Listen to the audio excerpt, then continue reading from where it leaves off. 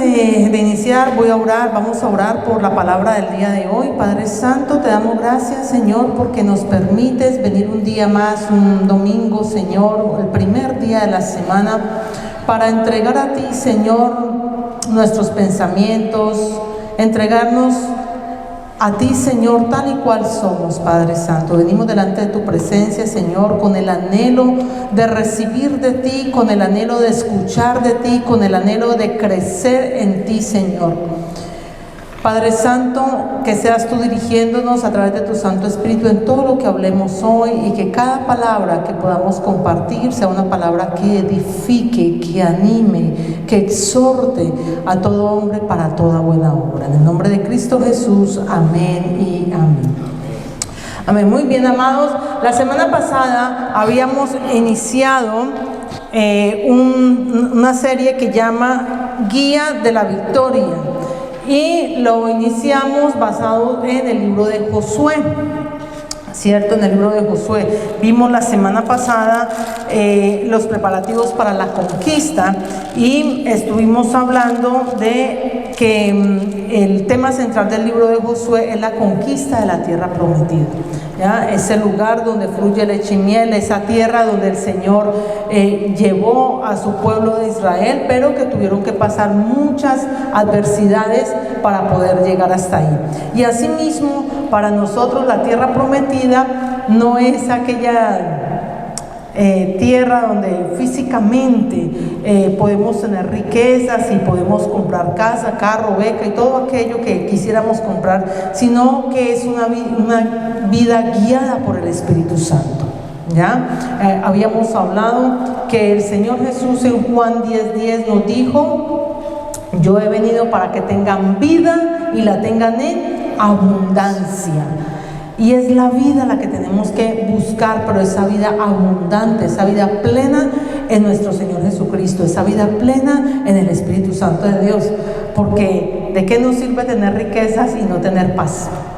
¿De qué nos sirve esforzarnos, matarnos, tratando de conseguir, y al final ni disfrutar de nada por todo lo que nos esforzamos? Pero qué bueno que podemos disfrutar de lo que el Señor nos da, de su paz, de su gozo y de esa vida en el Espíritu Santo de Dios. Amén. Entonces de eso se trata, de una vida guiada por el Espíritu Santo de Dios.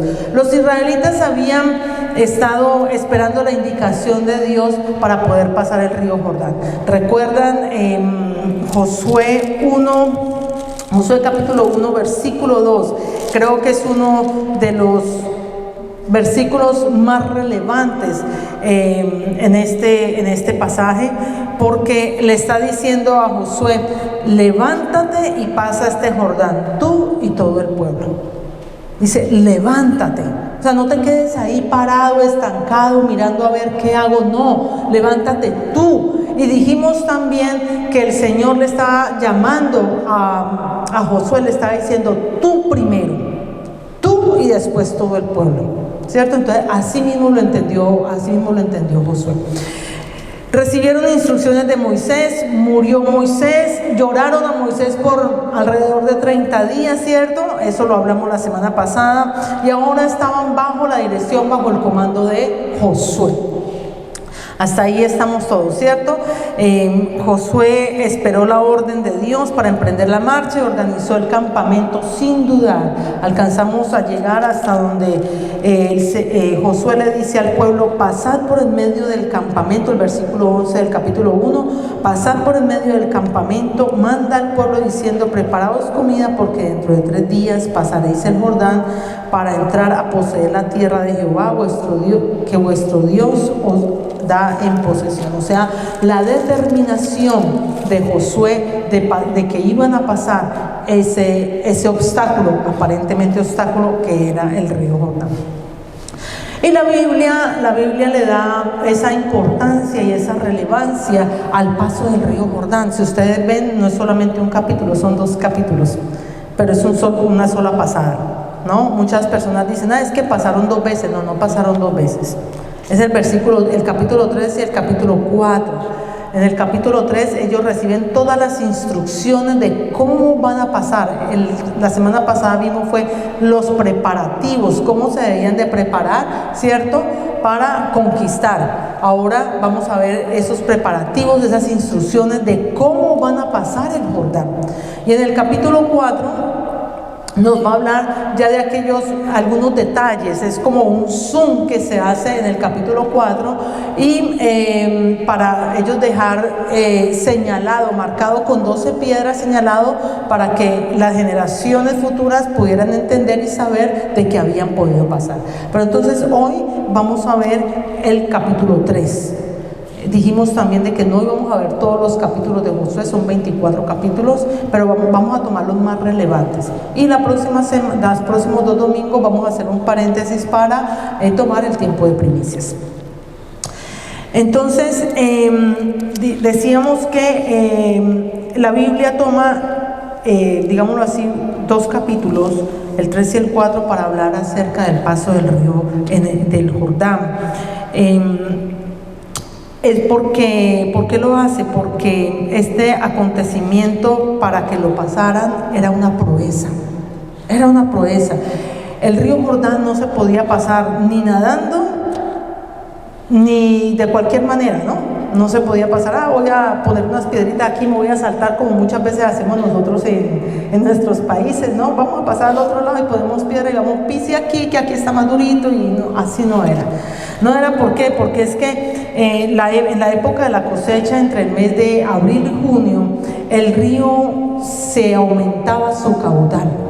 El río Jordán no es lo mismo que hoy en día. Los que tuvimos oportunidad de estar allí, vimos que es amplio, pero no es tan caudaloso como lo era antes. ¿Por qué? Porque han sacado algunas vertientes, ¿cierto?, para alimentar algunos sectores con el agua, que es la deficiencia que hay en Israel.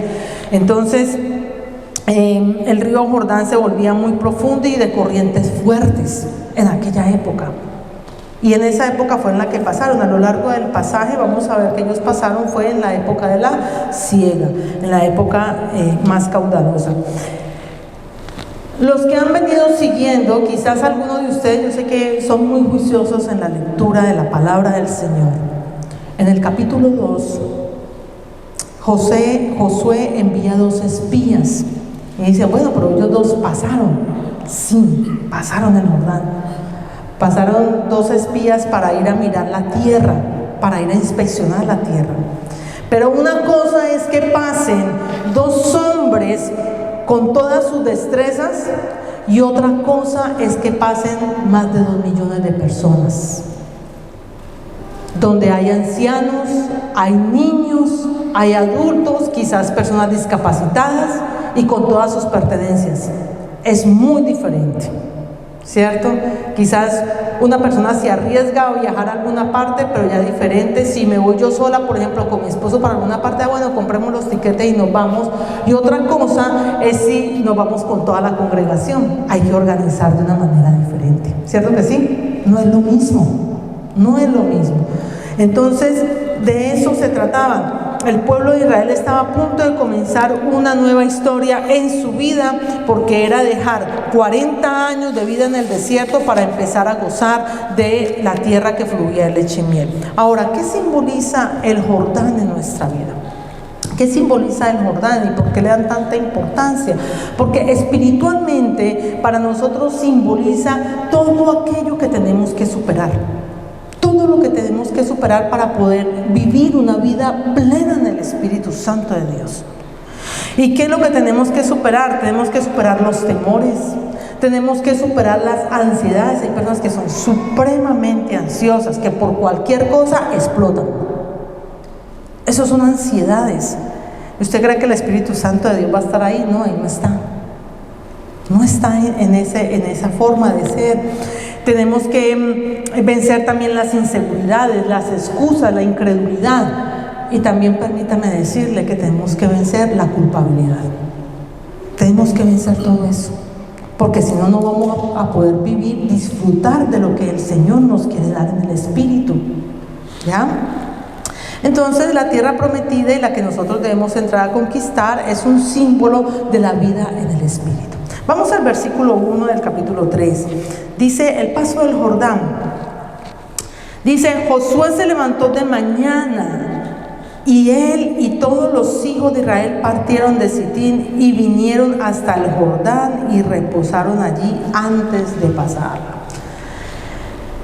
Dice que Josué se levantó de mañana. La vida en el Espíritu comienza en la mañana.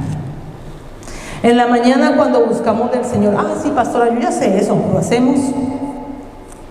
Es ahí la pregunta, ¿no? Esa es la pregunta. La vida en el Espíritu comienza en la mañana, porque en la mañana suceden muchas cosas. En la mañana nuestro cuerpo está más dispuesto, en la mañana nuestro cuerpo está latente a recibir todo lo que, toda la información que pueda recibir. Y qué bueno recibir del Espíritu Santo de Dios. Qué bueno que lo primero en la mañana sea buscar del Señor. Y eso fue lo que hizo Josué. Dice, se levantó de mañana y él primeramente. Entonces, no quiere decir que al transcurrir el día el Señor no se manifieste. Por supuesto que sí, el Señor está disponible 24 horas, 7, 365 días del año. Él está disponible en todo momento y nos podemos acercar a Él en humildad y con ese amor que Él nos recibe. Pero lo primero es el Señor. Tenemos que venir y buscar primeramente del Señor. Hay muchas personas que se levantan y lo primero es la televisión, las noticias, qué ha pasado en el mundo. Y se llenan de una cantidad de información que en lugar de recibir de la palabra del Señor para estar preparados para lo que afrontamos en el día, mire lo que está pasando en tal parte, mire lo que está pasando en tal, y cómo le parece esto, y cómo le parece, a llenarse de ansiedades sin necesidad. Busquemos primero la presencia del Señor y después nos enteramos de las noticias, ¿cierto? Porque entonces le estamos dando el primer lugar a ¿quién? El primer lugar es para el Señor. Y lo primero es recibir del Señor para que Él nos prepare en las cosas que nosotros tengamos que recibir, para las cosas que nosotros tengamos que hablar, para que nos dé palabra. Si no leemos, ¿cómo vamos a dar palabra a otros?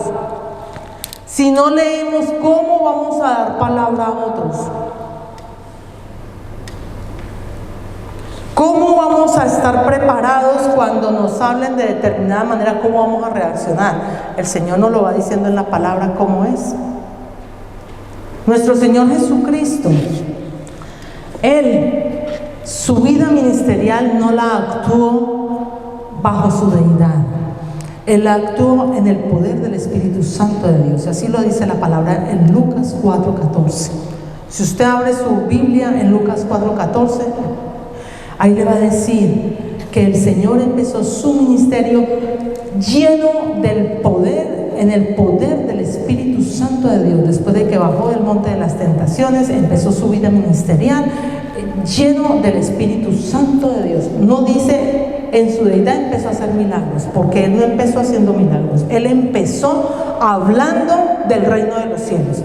Él empezó caminando y diciendo, acercaos porque el reino de los cielos está cerca.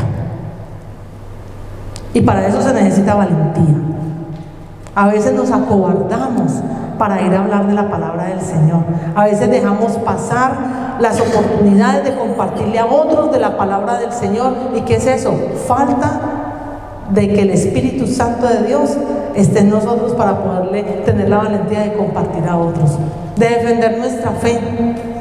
A veces nos pisotean y nos hablan de cualquier manera, ¿cierto? Y tenemos que defender nuestra fe. Para eso estamos, para dar testimonio de nuestro Señor Jesucristo y de lo que hemos creído. Amén.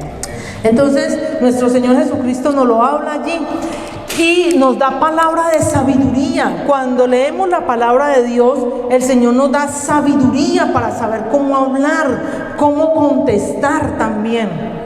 Si no, dígame en esto, hubiéramos estado nosotros en la misma situación que nuestro Señor Jesucristo. Él estaba perseguido por los fariseos, ¿cierto? Lo querían apresar y vieron la oportunidad. Si lo cogemos, pues Preguntémosle por esta monedita a ver qué nos dice. Si el pago de impuestos, sí. Si nos dice que no, que es del César, pues este está a favor de los romanos, apresémoslo. Y si nos contesta que no es para el César, entonces este es un rebelde, también lo apresamos. Y le dijeron: maestro, rabí, tenemos que pagar impuestos, páseme en esta monedita. ¿Qué ven en la moneda? La cara del César. Bueno, entonces denle al César lo que es del César y a Dios lo que es de Dios. Palabras de sabiduría, saber contestar, no en lo que nosotros pensamos o creemos, sino de acuerdo a cómo está en la palabra. De acuerdo a cómo está en la palabra. Y la forma de contestar también. Porque a veces podemos decir las cosas con toda la verdad, pero de pronto no es la manera. De pronto no es la manera. Entonces, así mismo el Señor nos enseña cómo contestar, cómo hablar con sabiduría. Amén. Quiero que me acompañen por favor a Isaías 54. Isaías 54, el Señor, si eso lo hacía nuestro Señor Jesucristo, ¿cómo no lo vamos a hacer nosotros? Él buscaba muy temprano en la mañana, en la oración, desde muy temprano. Mientras ustedes buscan Isaías 54, los que estén apuntando allí, por favor, pueden apuntar también este versículo, Marcos 1:35. En Marcos 1:35 nos habla de que el Señor buscaba muy temprano en la mañana en oración. Y si nosotros somos discípulos del Señor y queremos seguir las huellas del Maestro y queremos ser como Él, tenemos que hacer lo mismo. Tenemos que hacer lo mismo. Miren lo lindo de este pasaje, Isaías 54, nos dice: Jehová el Señor, este es un pasaje mesiánico, dice: Jehová el Señor me dio lengua de sabios para saber hablar palabras al cansado. Despertará mañana tras mañana, despertará mi oído para que oiga como los sabios. Ahí está. Despertar mañana tras mañana para escuchar palabra y oír como los sabios. Muchos de nosotros pedimos sabiduría, pero para pedir sabiduría tenemos que ser esforzados y valientes en buscarle la palabra del Señor y ser llenos del Espíritu Santo. O sea que para vivir en el Espíritu, y aquí nos lo muestra Josué, tenemos que buscarle temprano en la mañana, y cada uno de nosotros tenemos que poner el ejemplo. Si alguno de nosotros, de los que estamos aquí, o si conocemos a alguien que tiene algún problema con su esposo o su esposa porque es reacio a la palabra del Señor, o sus hijos o sus familiares, los primeros que tenemos que poner el ejemplo somos nosotros. ¿Cómo te preparas para que los demás vengan a los pies de Cristo? Tú primero. Tú primero. Que fluyamos en el Espíritu Santo de Dios, para que otros puedan venir, para que otros puedan ver lo que el Señor quiere hablar. Ahora, los israelitas estaban esperando atentos las instrucciones para atravesar el río. ¿Cómo lo iban a atravesar? Quizás pensaban, ellos estaban ahí reposando, ¿no?, al lado del río Jordán, y quizás decía: bueno, Josué nos irá a decir que preparemos alguna embarcación, quizás para que colguemos alguna cuerda y pasemos así como Tarzán de lado a lado, ¿no? O quizás algunas lecciones de swimming, ¿cierto? Quizás pudieran haber pensado todo eso, pero no se imaginaron lo que el Señor les iba a decir. Versículo 2 al 4. Y después de 3 días, los oficiales recorrieron el campamento y mandaron al pueblo diciendo: cuando veáis el arca del pacto de Jehová vuestro Dios y los levitas sacerdotes que la llevan, vosotros saldréis de vuestro lugar y marcharéis en pos de ella, a fin de que sepáis el camino por donde habéis de ir, por cuanto vosotros no habéis pasado antes de ahora por este camino, pero entre vosotros y ella haya distancia como de 2000 codos, no os acerquéis a ella. El arca de Jehová. El arca de Jehová, el arca del pacto, tiene suma importancia en este evento. ¿Por qué? La gente no se podía acercar de cualquier manera, solo podían entrar los sacerdotes una vez al año, ahí al arca. Y son tantas las instrucciones, bueno, me voy a adelantar a eso, son tantas las instrucciones que el Señor había dado acerca del arca, que cuando ellos se iban a movilizar de un campamento a otro, cuando iban a movilizarse, tenían que llevarlo los levitas y tenía que ir cubierto con un manto azul, con el color y todo, porque las cosas del Señor son en orden. Ya les voy a hablar de esto. Y entonces el arca del pacto tiene una importancia muy importante. ¿Por qué? Porque anteriormente eran guiados por una columna de fuego, ¿cierto? Y una nube que los cubría para que se refrescaran mientras caminaran por el desierto. Ahora ya esa nube y esa columna de fuego no los iba a acompañar. A partir de ese momento iba a ser el arca del pacto. ¿Ustedes saben qué significa eso? La presencia de Dios. La presencia de Dios. El arca del pacto era el tesoro más sagrado de Israel. Era el símbolo de la presencia del poder de Dios. ¿Me puedes colocar, por favor, ¿Ya la tienes? Me dices cuando la tengas, por favor. El arca del pacto, si ustedes empiezan a leer desde el Éxodo, Levítico, Deuteronomio, ustedes van a encontrar allí todas las instrucciones que el Señor dio para aquellos elementos que debían estar en el altar, aquellos elementos que debía de construir Moisés, ¿no? Bueno, le dio la orden a él para que otros lo construyeran, ¿no? El candelabro, la mesa con los panes de la propiciación, todos los utensilios, todo eso está allí en los primeros libros de la Biblia. Y esta fue una instrucción que le dio al Señor, el Señor a Moisés, que se construyera un arca, y esa arca era una caja rectangular en oro, dorada, donde dentro del arca tenía una tapa, y esa ya vamos a ver la imagen. Esa tapa tenía dos ángeles al lado y lado con sus alas extendidas, ¿no? Y ahí en medio le dijo el Señor a Moisés, le dijo, si ustedes quieren revisarlo en su casa, en Éxodo 25-22, ahí en Éxodo le dice que él en medio de esos dos ángeles con sus alas extendidas era donde iba a hablar él con Moisés. Entonces ahí se manifestaba la presencia del Señor. Y dentro de esa caja tenían las tablas de los 10 mandamientos que el Señor le había dado a Moisés. Significativo, ¿no? Porque eran los mandamientos, las leyes que los regían a ellos. Tenía una vasija con el maná que el Señor les había mandado. Ahí lo tenían. ¿Por qué? Porque tenemos que recordar que del Señor viene la provisión. Y tenían también la vara que había reverdecido, la vara que tenía Aarón, que significa la autoridad sacerdotal. Eso lo tenían dentro de la caja del arca. ¿Ya lo tienen? Ahí está. Ahí está. Esa es el arca del pacto. ¿Ya? Y si ustedes notan, no sé si se alcanza a ver, hay unas columnas en las partes de abajo, como unos, ¿cómo se llama eso? Sostenes, como unos sostenes, y allí en sus hombros eran donde los levitas, o sea, los que cuidaban el templo, el que cuidaban las cosas del Señor, los levitas eran los que cargaban, llevaban el arca del pacto, y solamente ellos eran los que lo podían llevar, nadie más podía tocarlo. Entonces para ellos era de gran significado. ¿Qué quiere decir eso para nosotros? Que nuestra mirada tiene que estar en el autor y consumador de la fe, nuestro Señor Jesucristo.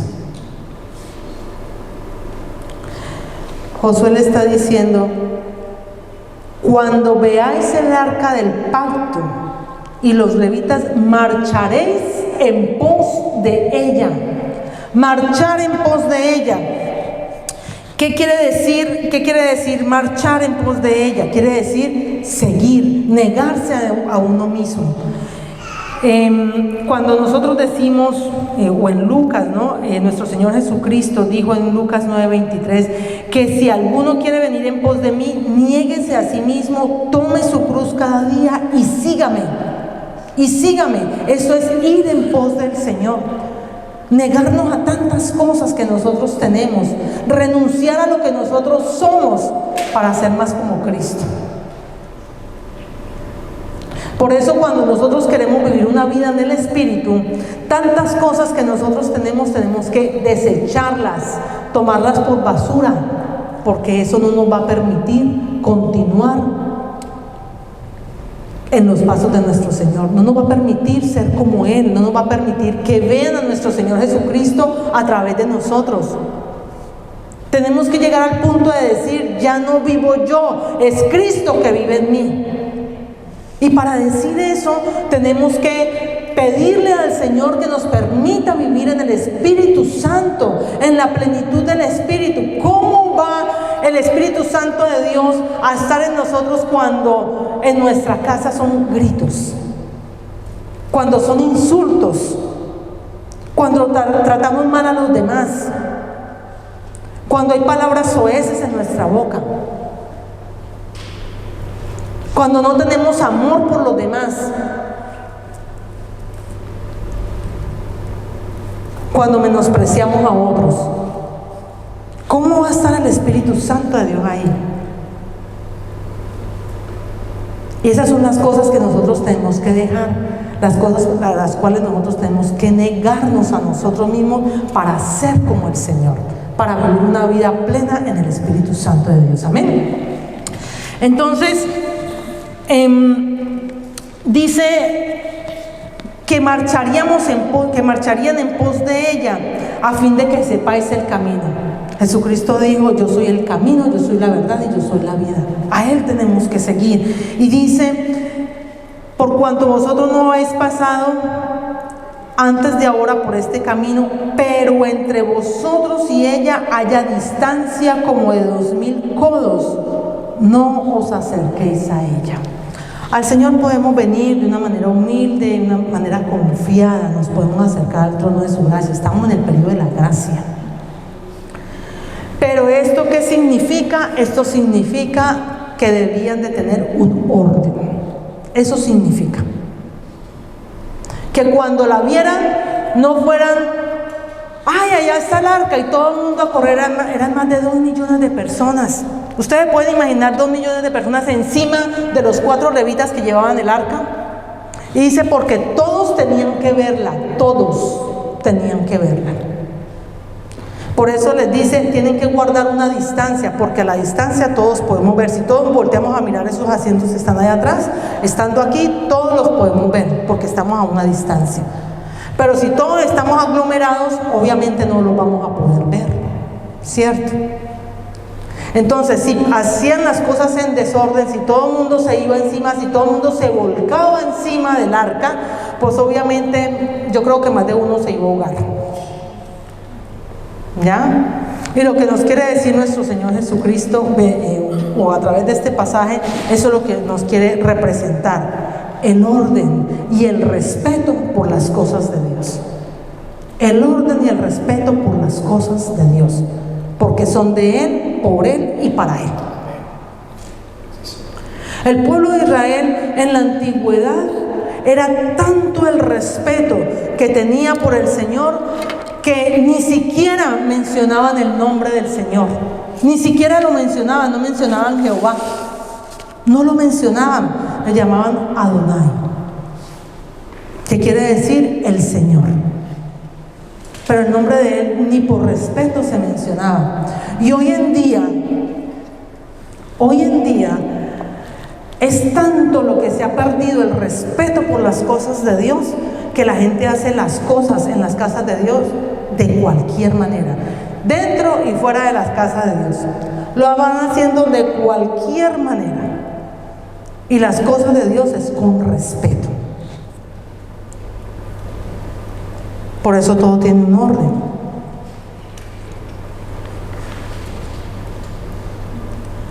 El Señor tiene muchos títulos. Lo vimos hace unos cuantos domingos atrás. Admirable, consejero, Dios fuerte, Padre eterno, príncipe de paz. Nuestro Señor Jesucristo en el Nuevo Testamento lo llama Padre Celestial. Nuestro Padre Celestial. Y hoy en día nos tomamos el atrevimiento de mucha gente decirle el de arriba. O como se llama Jesús, nuestro Señor Jesucristo, yo he escuchado mucho. Le dicen, no, es que Chuchito y yo tenemos buena relación. ¿Qué es eso? Chuchito, ya así le dicen. Y me disculpan lo que les voy a decir, no me gusta mencionar, pero pues por el tema y por la ocasión, ¿cierto? Hay quienes le dicen, no, es que él es mi pana. ¿Qué es eso? Puro lenguaje callejero. Yo trabajo en una compañía donde hay alrededor de 4 personas que tienen el título de ser. Ustedes saben cuál es el título, ¿cierto? Cuando la reina o el rey coge y les pone la espada y les da un título, ¿cierto? Y son personas de muy fácil acceso, son personas con las que uno puede saludar todos los días, ¿cómo está? Good morning, ¿cómo ha estado? Y le preguntan a uno cómo fue tu fin de semana y eso. Pero nunca he escuchado en los 5 años que ya llevo trabajando ahí, ninguno los ha llamado por el nombre. Le ponen primero el título. Sir Terry, Sir Oliver. Yo reflexionaba en eso y yo decía, ¿cómo a un hombre uno le pone el título por delante y lo llama con el título, con ese respeto? Y cómo a nuestro Señor, a nuestro Padre Celestial, lo vamos llamando de cualquier manera.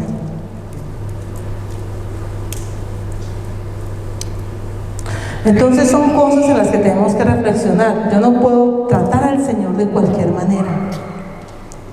Y todo tiene que ser un orden. Por eso nos esmeramos aquí también por el orden. Por el orden, por llegar a tiempo. Porque las cosas estén hechas y estén en su posición. Muchas personas quizás nos pueden decir, ay, tan cuadriculados, porque es que, ¿por qué a los de la alabanza le piden que estén con determinado vestimenta? Porque son la imagen. El que llega, lo primero que ve son los de la alabanza. Los sugieres. Usted ve los sugieres, usted los ve bien presentados, porque así se les sirve al Señor, con buena presentación. Usted los ve bien presentados, porque cuando la gente llega, ¿qué es lo primero que ven? A los sugieres. Lo primero que ven, los sugieres y la alabanza. Ustedes pueden imaginar que yo me pare aquí al frente y venga en bermuda, en jeans rotos. No, por lo menos no un domingo. No un domingo. Si nos vestimos elegantes para ir a una fiesta, ¿cómo no nos vamos a vestir elegantes para venirle a servir al Señor?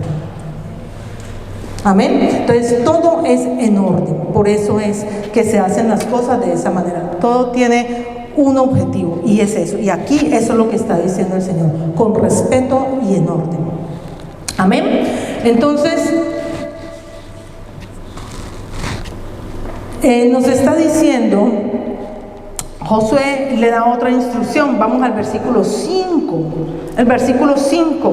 Y dijo, y Josué dijo al pueblo, santificaos, porque Jehová hará mañana maravillas entre vosotros. ¿Qué está diciendo? Santificaos. Ay, es que me tengo que santificar, y vemos esa palabra santificación como que si fuera, no, pues no me pueden tocar porque me derrito. La gente piensa que santificarse es vivir en otro mundo. No, amados, estamos en este planeta, pero tenemos en esta tierra, pero tenemos que mostrar que Cristo es real y tenemos que mostrar que Él ha actuado en nosotros. ¿Qué quiere decir la palabra santificarse? Quiere decir apartarse. Quiere decir que todo lo que hagamos, lo hagamos siempre pensando en el Señor. Eso es lo que quiere decir santificarse, apartarnos. Cuando tenemos los diezmos y las ofrendas, por ejemplo, cuando nosotros recibimos de nuestro salario, estoy hablando de mi esposo y yo en este momento, cuando nosotros recibimos, nosotros no distribuimos absolutamente nada hasta que no saquemos primero el diezmo.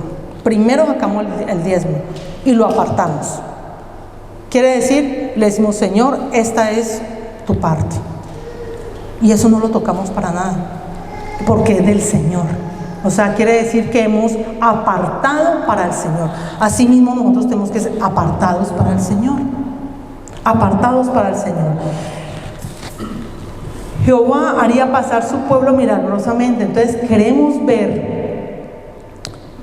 ver los prodigios, queremos ver las manifestaciones de Dios, queremos ver aquellas maravillas del Señor, pero no nos santificamos.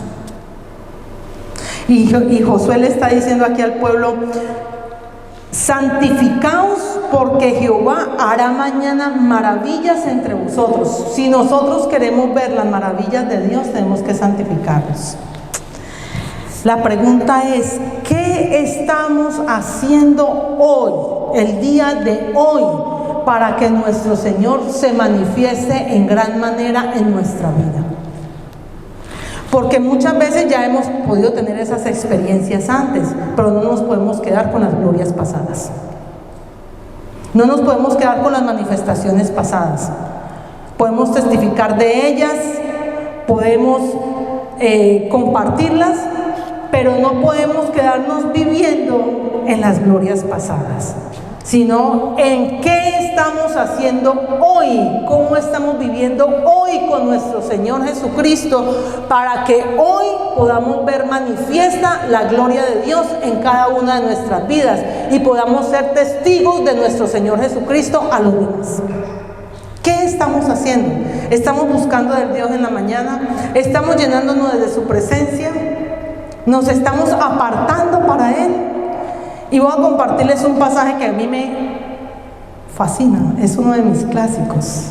Me encanta esto porque la verdad llega bastante, como toda la palabra del Señor.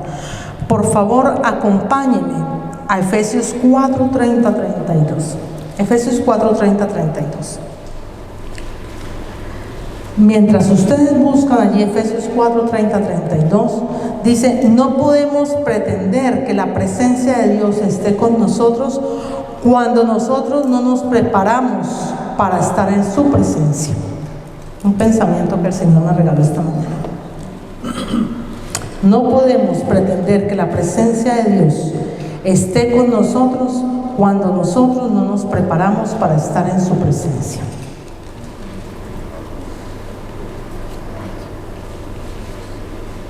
Efesios 4:30-32.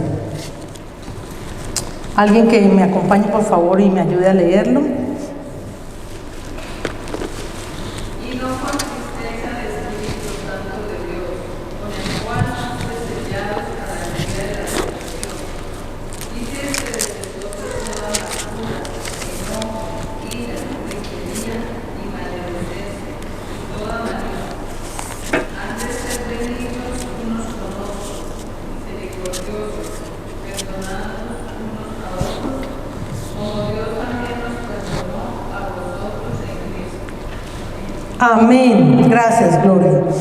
Y no contristéis el Espíritu Santo de Dios. ¿Cómo vamos a vivir una vida plena en el Espíritu? Esa promesa que el Señor nos dio de una vida plena, contristando al Espíritu Santo de Dios. Contristar quiere decir hacerle entristecer, hacerle como apagar, hacerle como apartarse, ¿no? El Espíritu Santo de Dios es muy delicado. El Espíritu Santo de Dios no va a vivir donde hay pecado. Y para nosotros, para muchos de nosotros, el pecado es robar, mentir, adulterar, fornicar. Vémoslas como lo más, ¿no? Pero ¿qué pasa? ¿Qué dice aquí? Quítese de vosotros toda amargura, enojo, ira, gritería, maledicencia y toda malicia. Cuando nosotros por las desesperaciones muchas veces o por las ansiedades que muchas veces que nosotros podamos tener en algún momento, empezamos a gritar, a insultar, a decir una cantidad de cosas que no vienen. La presencia del Espíritu Santo de Dios no está ahí. Ahí no hay presencia de Dios, no la hay. Por eso el apóstol Pablo está diciendo: no contristéis el Espíritu Santo de Dios. Y todo esto tiene que quitarse en nuestras vidas. Ese es el Jordán que tenemos que pasar. Quitarse de todo aquello de nuestras vidas para que podamos vivir una vida plena en el Espíritu Santo de Dios. Le voy a traer otro ejemplo. ¿Cómo es posible que uno, llamándose cristiano y conociendo a Dios, lleve una doble vida? Si yo soy santificado, me he apartado para el Señor, no quiere decir, como les decía ahora, vivir en otro planeta y que bueno, no me toquen porque me derrito, no me toquen porque bueno, a usted le pasa un corrientazo y se cae al suelo. No, no es eso. Pero ¿cómo es posible que usted el fin de semana, el viernes y el sábado, usted mantenga de parranda? Bueno, no es usted, o sea, las personas, hay personas que son así. Las personas mantengan de parranda y el día domingo vengan, ya, estoy santificado. No, eso no es así. Eso no es así. Hay personas que hasta sirven en las iglesias, que da tristeza, que sirven en las iglesias y los días anteriores han estado en parranda, en discoteca, que en lugar de estar compartiendo la palabra, están guiando a otros, llevando a otros antes a una vida del infierno, porque eso es llevar a otros a que no busquen ser salvos, y se ponen hasta de DJ y todo el cuento. Eso es apartarse para el Señor. No, eso no es apartarse para el Señor. Hay que dejar la vida antigua y entrar a una vida nueva en el Espíritu Santo de Dios. Las personas que quizás tenemos, quizás personas que tengan por costumbre ver películas de terror, por favor, esas son cosas que espiritualmente le están atacando a usted en el espíritu. Después las personas no pueden dormir, después las personas empiezan a hablar de cualquier manera, empiezan a angustiarse. ¿Y qué es eso? Eso es vivir. No se están santificando. ¿Por qué? Porque están poniendo sus ojos en cosas que no las deben de poner. Y voy a cerrar con esto, especialmente para los padres. Tengan cuidado, por favor. Tengan cuidado con sus hijitos cuando se pegan a los videojuegos. Tengan cuidado con eso. Esas son cosas demoníacas. La gente se esclaviza en eso. Y tengan cuidado los matrimonios jóvenes, porque muchas veces se pierden los matrimonios por eso. A mí me ha tocado que ver. He sido enterada de 2 matrimonios que se han dañado porque mantienen el videojuego, 2, 3 de la mañana en el videojuego, y la esposita pues que la atienda a otro. No, hay que separarnos para el Señor. Esas cosas entran y espiritualmente se siente un ataque muy fuerte. Después, ¿pero por qué me pasó esto? Porque no te santificaste, porque no te separaste para el Señor. Porque esas cosas hacen alterar el espíritu en mala manera. Ustedes no sé si alguna vez han llegado a ver, pero ustedes han visto niños pequeños que para que le quiten el aparato ese, cuánto trabajo cuesta y cuánto berrinche forman. ¿Por qué? Porque se esclavizan en eso y están todavía pequeños. Entonces tengamos cuidado con eso, amados. Hay que santificarse y todo eso hace parte de la santificación. Amén.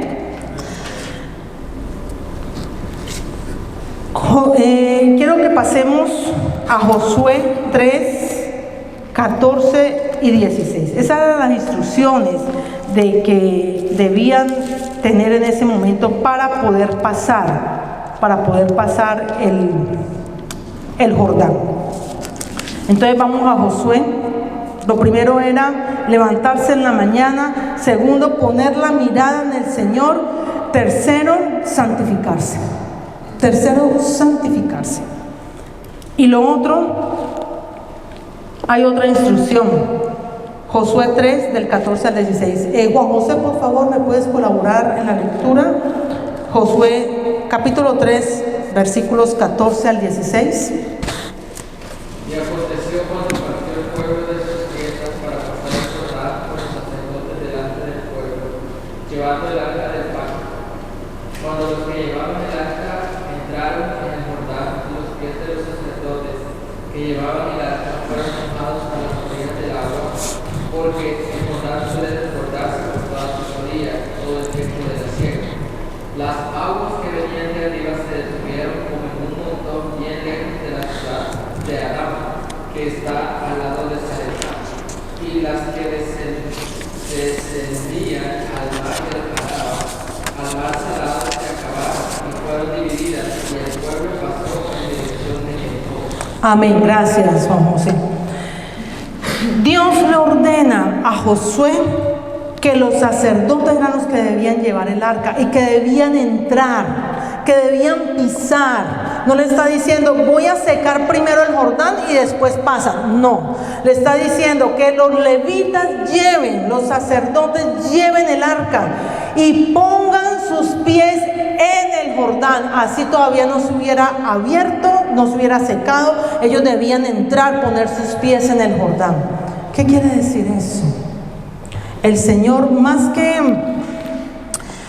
que el milagro de abrir el Jordán, o que recuerden abrir el mar, que el mar rojo se había abierto también, más que recordar esos milagros, el Señor estaba haciendo aquí varias cosas. Uno, estaba cumpliendo una promesa que el Señor había prometido a Abraham hace mucho más de 440 años antes de que pasaran el Jordán. Estaba cumpliendo una promesa. ¿Por qué? Porque en Génesis 13:15 nos dice, el Señor le dijo a Abraham, porque toda la tierra que ves la daré a ti y a tu descendencia para siempre. Esta palabra se cumplía paso a paso.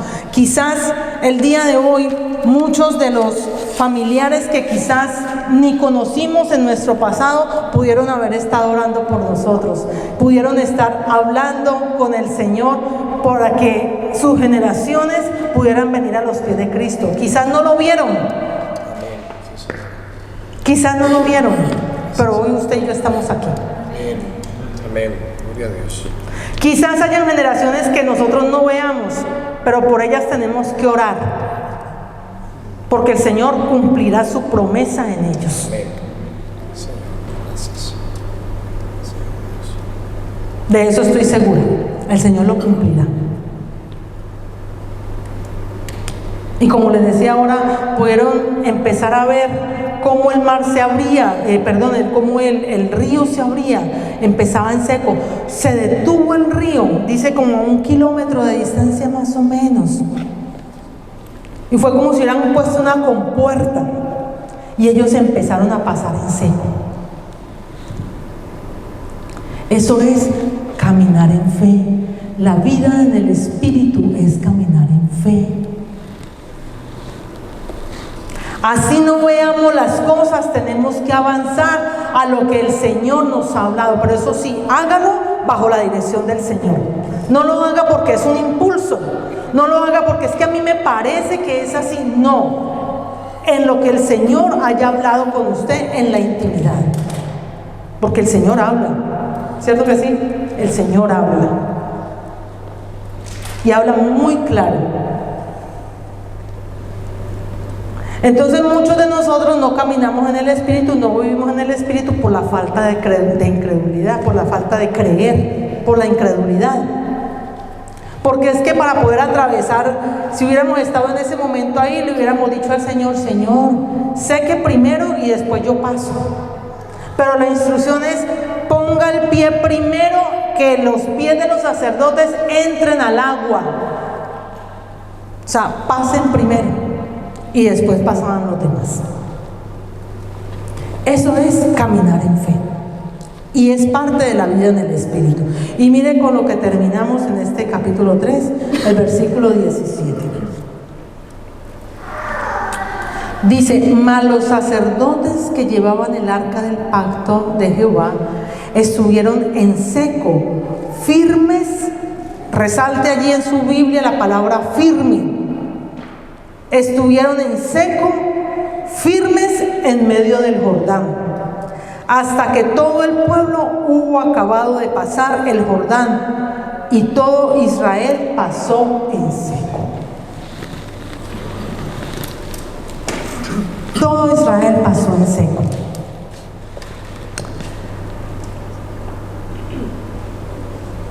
Nadie que pone su mano en el arado debe mirar atrás, dice la palabra del Señor. ¿Por qué les digo esto? Porque la palabra del Señor está diciendo que los sacerdotes, los levitas, tomaron el arca. Y ellos no dice que renegaron, no dice que dijeron, pero ¿cómo vamos a pasar? No, tomaron el arca y tenían que llevar el arca en sus hombros. Eran 4 levitas, en sus hombros tenían que llevarlo y empezar a pasar un río que era caudaloso. No dice que dijeron algo, empezaron a pasar. Y después de ellos empezó a pasar todo el pueblo.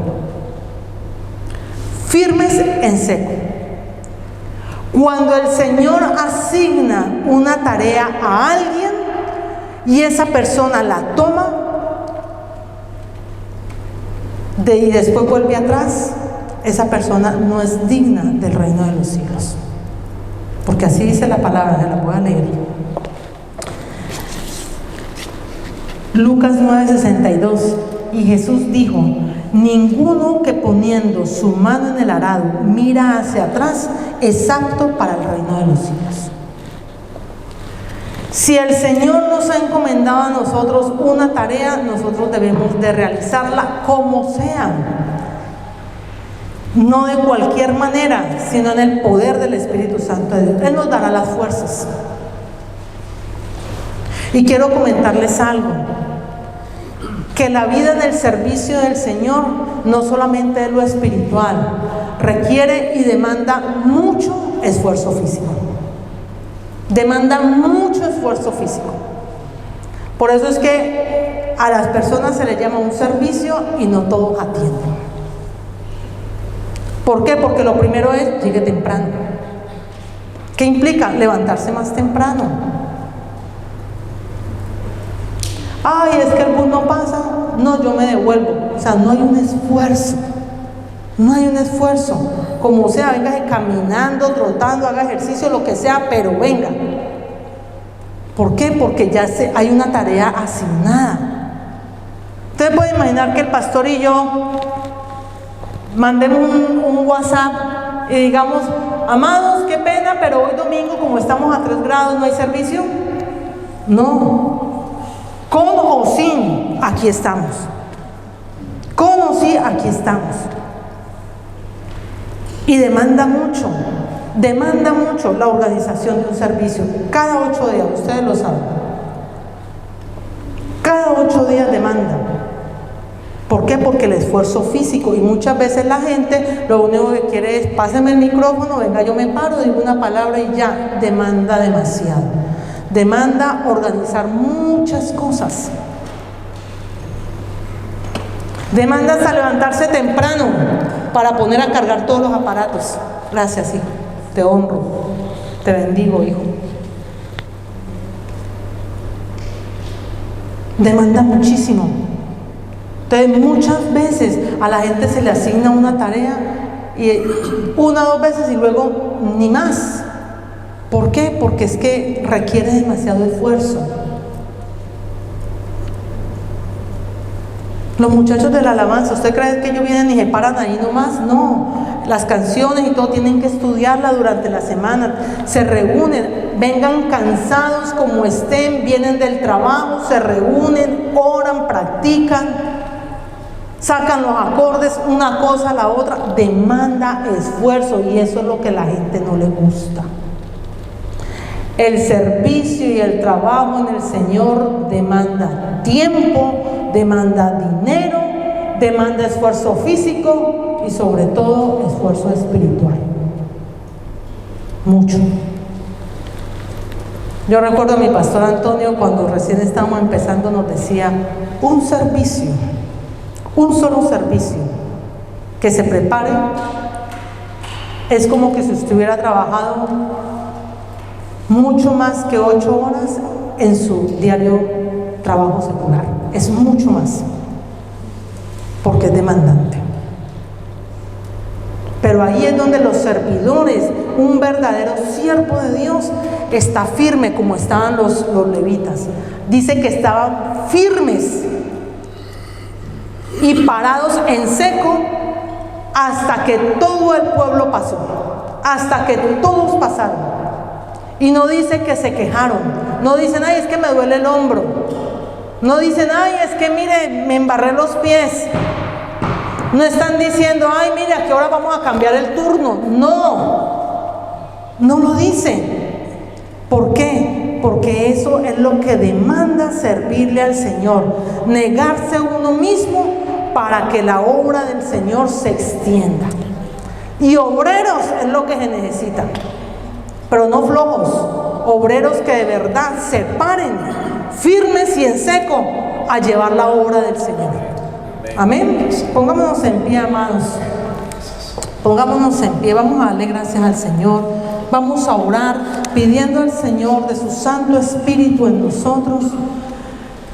Pero quiero pedirle algo mientras oramos.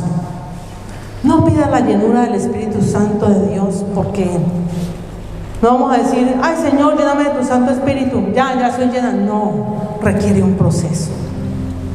La oración es pedirle al Señor esfuerzo para que nos podamos levantar tempranito en la mañana, poder buscar la palabra del Señor, poder orar, poder que su palabra nos llene de sabiduría para que podamos hablar como conviene, para que podamos dirigirnos a otros en la manera que el Señor desea que actuemos. Que nuestra mirada esté puesta en el autor y consumador de la fe, nuestro Señor Jesucristo. Que nada de lo que esté alrededor nos estorbe, ni nos desvíe de quitar nuestros ojos de Él. Nada. No importan las circunstancias, no importan los problemas, no importa quién esté al lado, no importa. Lo importante es que nuestra mirada esté puesta en nuestro Señor Jesucristo. ¿Por qué? Porque Él es el que nos va a guiar a esa vida plena en el Espíritu Santo de Dios. Que nos santifiquemos, amados. Que nos apartemos. Si usted tiene un televisor, no le ponga on para ver cosas que no convienen. Nadie está diciendo que no escuche música, nadie está diciendo que no vea televisión, no, sino que entendidos en que tenemos que ser consagrados, separados para el Señor, tenemos que saber qué vemos, qué escuchamos. Nadie está diciendo que usted no pueda ir a una reunión social, podemos hacerlo, pero usted tiene que entender y usted tiene que saber a dónde va, cómo va y con quién va.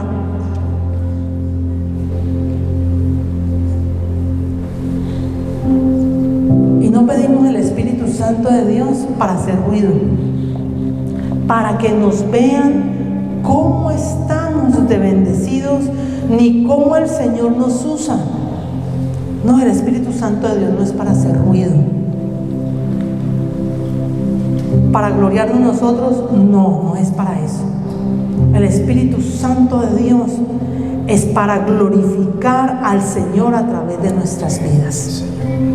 Para eso es, para que nosotros podamos ser testigos, como dijo el Señor en Hechos 1:8, y recibiréis poder cuando haya venido sobre vosotros el Espíritu Santo de Dios, y me seréis testigos en Jerusalén, en Judea, en Samaria y hasta lo último de la tierra. Para ser testigos.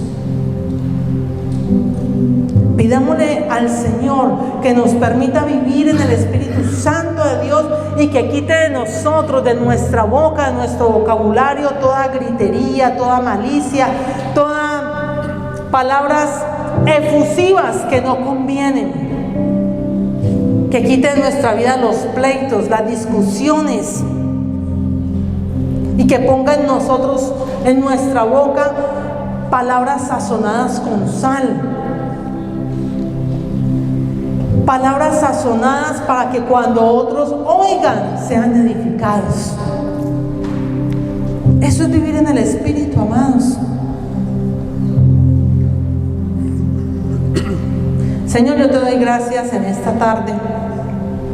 Gracias, Padre Santo, porque nos has permitido un tiempo, Señor, donde tú has hablado, Señor. Sé que tú has hablado, Padre Santo.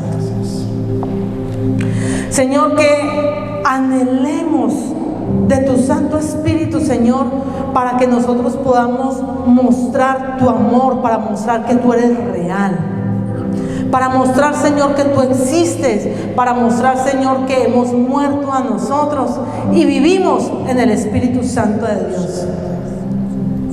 Que nos llevas a una tierra prometida, que cumples tu promesa, Señor, de llevarnos a disfrutar de una vida llena de bendición, Señor. Padre Santo, te pedimos, Señor, que como vasijas saquemos todo aquello que no es de ti y seamos llenos de ti, Señor.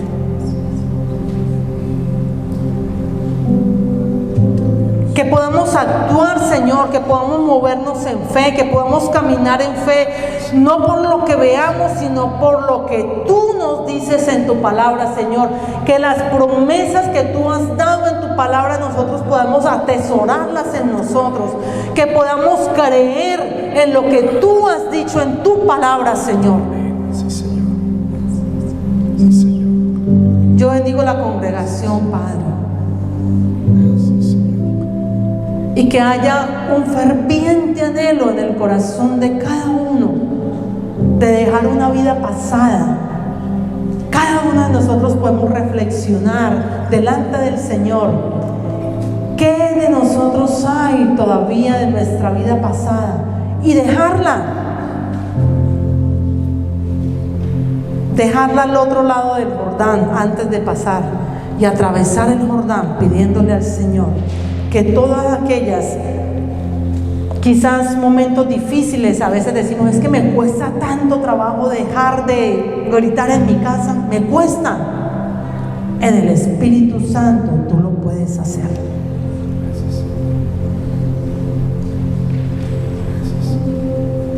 En el Espíritu Santo de Dios podemos lograr esa vida plena en Cristo. Todo lo podemos en Cristo que nos fortalece. Si el Señor lo ha dicho, es porque así es. Padre, yo te doy gracias por cada uno de mis hermanos. Los bendecimos, Señor. Y que la paz de Dios, que sobrepasa todo entendimiento, guarde nuestros corazones y nuestros pensamientos, estén sujetos en obediencia a Cristo Jesús. Señor, esta semana que empezamos el día de hoy sea una semana de un caminar en fe. Sea una semana, Señor, que podamos ver las manifestaciones tuyas, Señor, apartándonos para ti, Padre Santo. Que podamos poner por obra tu palabra, Señor. Que seamos hacedores de tu palabra. En el nombre de nuestro Señor Jesucristo les bendigo. Les bendigo con toda bendición celestial. Gracias, Padre. Y el pueblo de Dios dice, amén.